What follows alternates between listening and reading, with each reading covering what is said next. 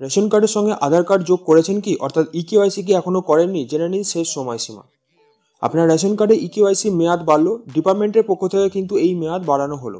যারা অন্তর্দয় এবং পিএইচএইচ এবং এসপিএইচএইচ ক্যাটাগরি রেশন কার্ড রাখেন তাদের জন্য খানিকটা সময় বাড়ানো হলো। এই সময় করা হলো 31শে জানুয়ারি পর্যন্ত।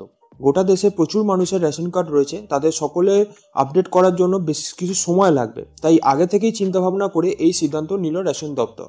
যাদের এখনো পর্যন্ত এই বিষয়টি আপডেট করা নেই তারা অতি দ্রুত যাতে এটি আপডেট করে নিতে পারেন সেজন্য এই সময় দিয়েছে দপ্তর। দেশের বিভিন্ন গ্রাম থেকে শুরু করে বিভিন্ন শহর সর্বত্রই বর্তমানে বিনা পয়সায় রেশন দেয় সরকার। এই সুবিধা যাতে সকলেই পেতে পারেন সেজন্য যে পোর্টালটি ছিল সেখানে অনেক নতুন বিষয়কে যোগ করা হয়েছে।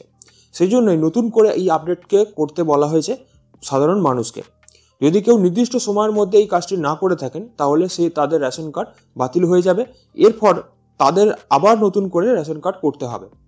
এমন অনেক শিশু রয়েছে যাদের বয়স 1 থেকে 17 বছরের মধ্যে, তবে তাদের আধারের বয়স রয়েছে 5 বছর, অর্থাৎ যাদের আধার কার্ড একবার হয়েছিল তারপরে কোনোভাবেই আর আপডেট করানো হয়নি, আপডেট তারা করেনি 18 বছরের পরে। তাই তারাও যাতে দ্রুত নিজেদের আধার কার্ড আপডেট করে নিয়ে রেশন কার্ডের সঙ্গে যুক্ত করতে পারেন সেই জন্যই এই সময়সীমা বাড়ানো হয়েছে।